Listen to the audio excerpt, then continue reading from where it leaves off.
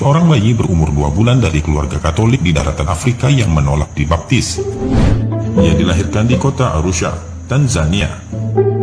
Ibunya bernama Domisia Kimaro, sedangkan ayahnya bernama Francis Fudin Kira. Suatu hari di bulan Desember 1993, tangis bayi membahagiakan keluarga itu. Sadar bahwa bayinya laki-laki, mereka lebih bergembira lagi. Bagaimana pemeluk agama Katolik lainnya? Domisia dan Francis juga menyambut bayinya dengan ritual-ritual Nasrani. Mereka pun berkeinginan membawa bayi manis itu ke gereja untuk dibaptis secepatnya. Tidak ada yang aneh saat mereka melangkah ke gereja. Namun ketika mereka hampir memasuki altar gereja, mereka dikejutkan dengan suara yang aneh. Ternyata suara itu adalah suara bayi mereka. Mama, asini baptis. Nani kau Allah wa jumbe wakil Muhammad. Ibu, tolong jangan baptis saya. Saya adalah orang yang beriman kepada Allah dan Rasulnya Muhammad. Mendengar itu, Domisia dan Francis gemetar. Keringat dingin bercucuran. Setelah beradu pandang dan sedikit berbincang, mereka memutuskan untuk membawa kembali bayinya pulang. Tidak jadi untuk membaptisnya. Ayah dan ibunya, Domisia dan Francis, bingung. Kemudian didatangkan seorang pendeta untuk berbicara kepada bayinya itu. Sang pendeta bertanya, "Are you Yesus? Apakah kamu Yesus?" "Tidak, aku bukan Yesus. Aku diciptakan oleh Tuhan, Tuhan yang sama dengan yang menciptakan Yesus." Awal Maret 1994, ketika usianya melewati 2 bulan, bayi itu selalu menangis ketika hendak disusui ibunya. Domisia merasa bingung dan khawatir bayinya kurang gizi jika tidak mau minum ASI, tetapi diagnosa dokter menyatakan ia sehat. Usianya yang baru 4 bulan memulai mengeluarkan lafal-lafal aneh. Beberapa tetangga serta keluarga Domisia dan Francis terheran-heran melihat bayi itu berbicara. Orang-orang yang takjub menimbulkan kegaduhan sementara, namun kemudian mereka diam dalam keheningan. Sayangnya waktu itu mereka tidak mengetahui bahwa yang dibaca Quran surah Al-Baqarah ayat 54.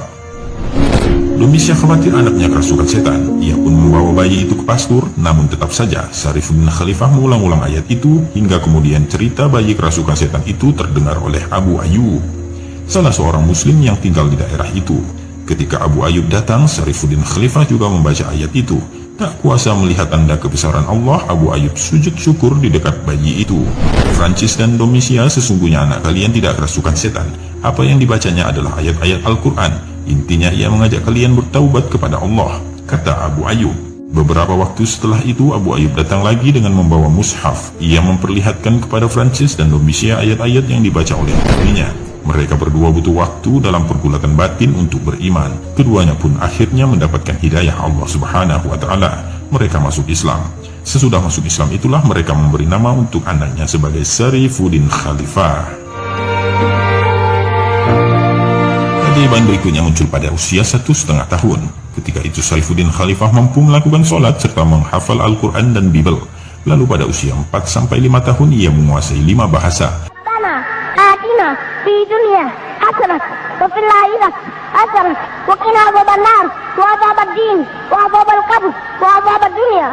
Usia itu Syarifuddin Khalifah mulai melakukan syafari dakwah ke berbagai penjuru Tanzania hingga ke luar negeri. Hasilnya lebih dari 1.000 orang masuk Islam. Kisah nyata Syarifuddin mengislamkan ribuan orang ini terjadi di distrik Pumwani, Kenya, tahun 1998.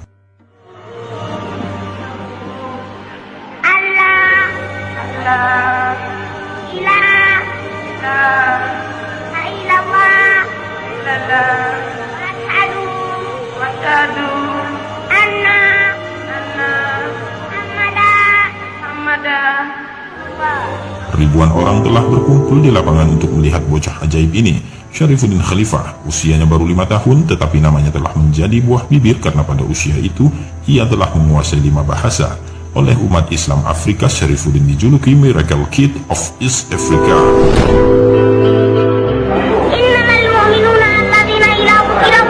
Perjalanannya ke Kenya saat itu merupakan bagian dari rangkaian syafari dakwah ke luar negeri. Sebelum itu, ia telah berdakwah hampir di seluruh kota di negaranya Tanzania.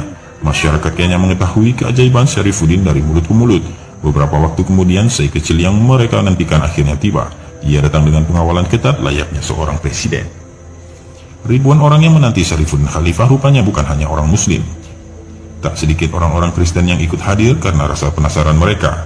Mungkin juga karena mereka mendengar bahwa bocah ajaib itu dilahirkan dari keluarga Katolik. tetapi hafal Al-Quran pada usia 1,5 tahun. Mereka ingin melihat Syarifuddin Khalifah secara langsung. Wajar jika anak kecil itu memiliki wajah yang manis, tetapi bukan hanya manis, ada kewibawaan dan ketenangan yang membuat orang-orang Kenya takjub dengannya, mengalahkan kedewasaan orang-orang dewasa. Bahasa Arabnya yang sangat fasih diakui oleh para ulama yang hadir pada kesempatan itu. Hadirin benar-benar takjub, bukan hanya kagum dengan kemampuan berceramah, tetapi juga dengan isi ceramahnya yang membuka mata hati orang-orang Kristen yang hadir pada saat itu. Ada seberkas cahaya hidayah yang masuk dan menyelusup ke jantung nurani mereka. Selain pandai menggunakan ayat-ayat Al-Quran, sesekali Syarifuddin juga mengutip kitab suci agama lain, membuat pendengarnya terbawa untuk memeriksa kembali kebenaran teks ajaran dan keyakinannya selama ini. Begitu ceramah usai, orang-orang Kristen mengajak dialog bocah ajaib itu. Syarifuddin melayani mereka dengan baik. Mereka bertanya tentang Islam, Kristen, dan kitab-kitab terdahulu. Sang syekh kecil mampu memberikan jawaban yang memuaskan, dan itulah momen-momen hidayah. Ratusan pemeluk Kristiani yang telah berkumpul di sekitar Syarifuddin mengucapkan syahadat. Jika dijumlah melalui dakwah Syarifuddin Khalifah, ribuan orang telah masuk Islam. Ajaibnya itu terjadi ketika usia syekh kecil itu masih 5 tahun.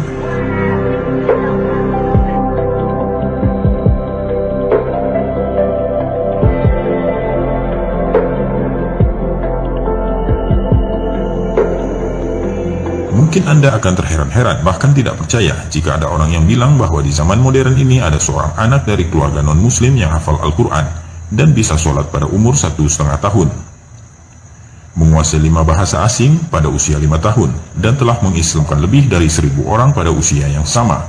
Tapi begitulah kenyataannya, dan karena ia disebut sebagai bocah ajaib, sebuah tanda kebesaran Allah Subhanahu wa Ta'ala. Sekarang bayi itu sudah remaja. Para ulama dan habaib sangat mendukung dakwah Syekh Syarifuddin Khalifah. Bahkan ulama besar seperti Al-Habib Ali Al-Jufri pun rela meluangkan waktunya untuk bertemu anak ajaib yang kini telah remaja dan berjuang dalam Islam. Allahu Akbar.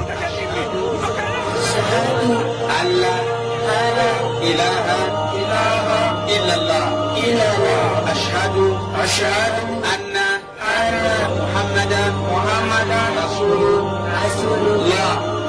Natamka kwa ulimi na tunakubali kwa roho yetu hakuna mola apasaye kuabudiwa kwa haki ila Mungu ni mmoja tu, na Mtume Muhammadi ni mtume wa Mungu, na Yesu si Mungu wala si mwana wa Mungu.